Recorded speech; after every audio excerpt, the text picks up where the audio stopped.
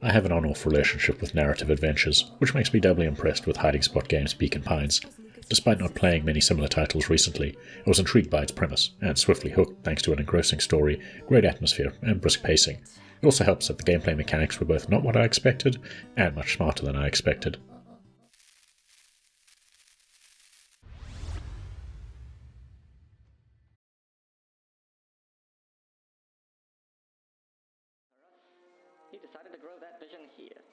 Beacon Pine's premise perfectly blends narrative with gameplay, so it's hard to talk about each element individually. You, the reader, work with the writer, who's also the narrator, to complete an unfinished story. By filling in missing words, you influence the outcome of key moments along a branching path, working towards the true ending. The story plays out within the titular Beacon Pines, a once prosperous fertilizer-producing town that is still recovering from an industrial accident, the foul harvest, that claimed the lives of several townsfolk, shuttered industry, and contaminated the land. 6 years later, plans are afoot to celebrate the rejuvenation of the town by a corporation called Perennial Harvest. But the protagonist Luca and his young companions, longtime friend Rhoda and newcomer Beck, discover all is not as it seems.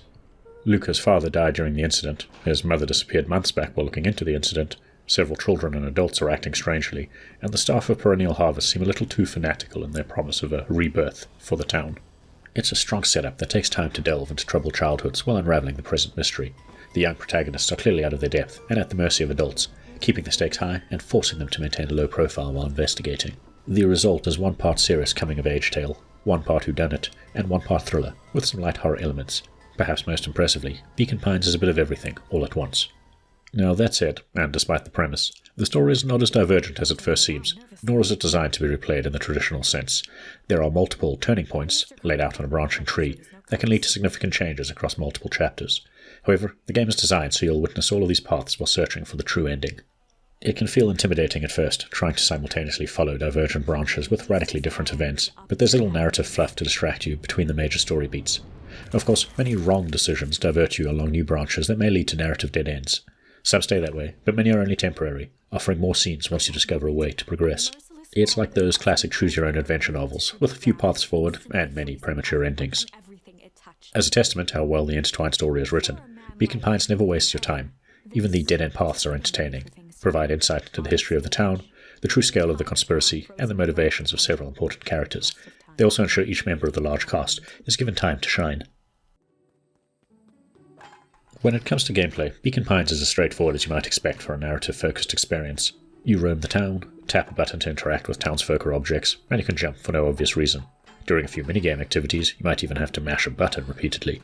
The core gameplay mechanic is, of course, making major narrative choices, and you can keep track of these choices with the quest log and the Chronicle, a visual timeline of key decisions. Exploration and interactions are encouraged and essential as you discover charms that function as selectable keywords and trigger mostly logical responses during turning point events.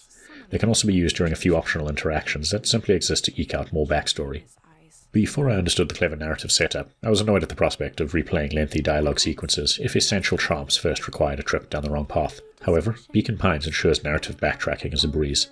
If you find a new charm, you can immediately check the Chronicle and choose to use it to open a new path forward without losing any progress on your current path, assuming you've not hit the natural dead end yet. Any progress along each path is saved, so you can swap between them at any time to continue. As a result, Beacon Pines rarely forces you to repeat scenes despite its premise. If there's one downside to this focus on exploring turning point events, it's that there's no other form of dialogue interaction. During several lengthy encounters with villainous characters, or deep dives into the cast's troubled past, you're simply tapping through line after line of text-based dialogue for several minutes at a time, maybe listening to the odd narrative interjection. Now, the developers describe Beacon Pines as cute and creepy, and it's a good fit for both the story and visual style. The backdrops, which function as a series of interconnected sketches on discrete pages, are often vibrant and charming, but there are plenty of sinister locations that look cartoonishly evil and unsettling. The anthropomorphic cast is presented as lightly animated 2D figures during dialogue sequences and while exploring, that have a basic range of animations and exaggerated facial expressions. To reinforce the premise, every time you trigger a turning point, begin and end a chapter, or interact with the Chronicle, the screen pulls back to show your interactions playing out on the pages of a book. On the audio front, the narrator is excellent, even if it takes 2 chapters to demonstrate her range. Her growing frustration as you hit more and more narrative dead ends felt both believable and tangible. The soundtrack is another highlight and generates the perfect atmosphere for each exploration scene. During dialogue sequences, it ramps up with increasing suspense or tension. Unfortunately, there are two issues that impact on the delivery of both the narration and the text. The most significant is how you have to manually advance each sentence of narrated text, which can lead to inconsistent and unnatural delivery. Simply progressing paragraph by paragraph would make more sense and sound a lot better. The second issue, which you can fix by dropping the text volume level in the menu, is the weird beeping used to represent NPC voices. It changes tone to match the character, think high-pitched for a small girl and low-pitched for an older man, but it's equal parts irritating and distracting. I think what I enjoyed most about Beacon Pines is how little downtime there is between major narrative beats, and the lack of filler content to distract the player and ruin the pacing. It's a dense and interconnected narrative, but also smartly and thoughtfully laid out. That said, I would suggest you play it to completion over a few sessions, and not interspersed with other games, so as to better keep track of the simultaneous narratives. If you're already a narrative adventure fan, consider Beacon Pines a must-play, as it's one of the more engaging and novel choice-driven games in the genre.